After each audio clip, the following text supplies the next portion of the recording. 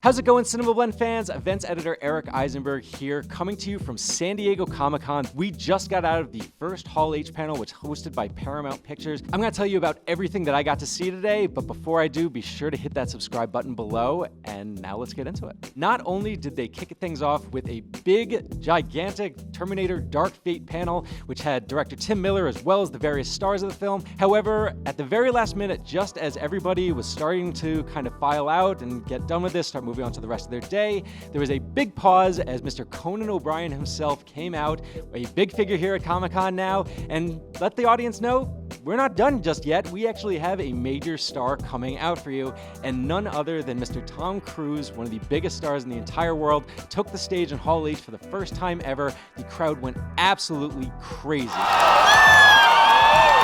Every single person knew exactly what he was there to present.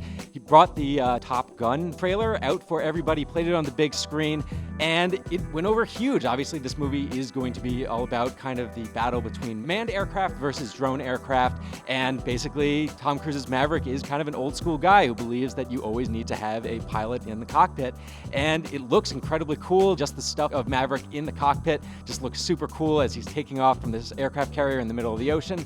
And while the preview itself only gave us a taste of what to expect from this movie, there is huge anticipation for it coming in 2020. Obviously, the big show, though, was Terminator Dark Fate, which also not only had its own footage to show, but also had some crazy announcements to make as well. The event actually kicked off with a live stream, not taped, mind you, but an actual live stream from the set of Avatar, where James Cameron just spoke directly to the audience. Within that video, not only explained kind of why he decided it was time for him to come back, but also revealed that Edward Furlong, who of course played John Connor back in Terminator 2, is actually going to be back reprising the role in this new Terminator movie, which nobody saw coming. Nobody really knew what was happening with John Connor before now. The fact that they've got Edward Furlong is a crazy gift to fans. Of course, this movie is also featuring Linda Hamilton and Arnold Schwarzenegger returning to their roles, and I gotta say, the footage looked really cool. For starters, one great thing that they confirmed is the fact that this is going to be an R-rated movie.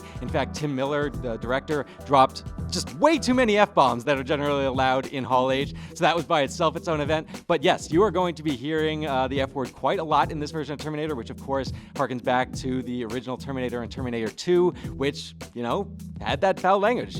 You're terminated. So that's just the way it rolls. We also learned that the character played by Mackenzie Davis, who up to this point we actually thought was a Terminator just because she does certain super strength things, she has certain skills, she has certain digital interfaces. We all assumed that she was a good Terminator, a lot like the Arnold Schwarzenegger characters from basically 2 on. However, it turns out that she's actually not. Instead, she is a human soldier from the future who has been enhanced with, it seems like, Terminator technology, and then sent back to protect this new person who the entire fate of the world hinges on. And we got to see, in the first trailer, there is that big, huge highway sequence. We got to see an extended version of that, which of course concludes with the arrival of Linda Hamilton's Sarah Connor, who arrives on the scene with this just gigantic gun, blasting away at Gabriel Luna's Terminator, winds up actually delivering a very special "I'll be back," which has its own specialness to it. I'll be back. Another cool thing that we learned is not only is the original T-800 coming back, played again by Arnold Schwarzenegger, but we're not quite sure how he fits into the timeline because apparently he's been around for a while, and not only been around for a while, but apparently going by the name Carl, which Sarah Connor is absolutely not willing at all to call him that, recognizing that he's a Terminator. And there's even an interesting moment between the two of them where Sarah Connor actually says, at the end of all this, I am going to kill you, and Carl is 100% fine with it. He actually completely understands where she's coming from, and it should set up an interesting dynamic between those two characters that we have not actually seen before in these movies. Obviously, we are dealing with a new Terminator played by Gabriel Luna, who it appears has the ability to essentially multiply himself.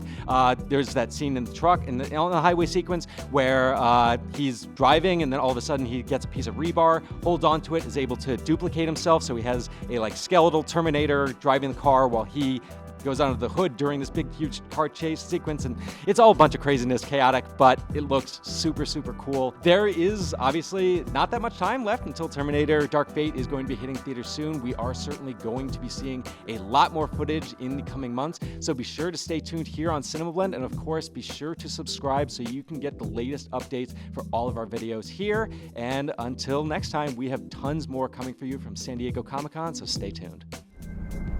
You should be at least a 2-star admiral by now. Yet here you are,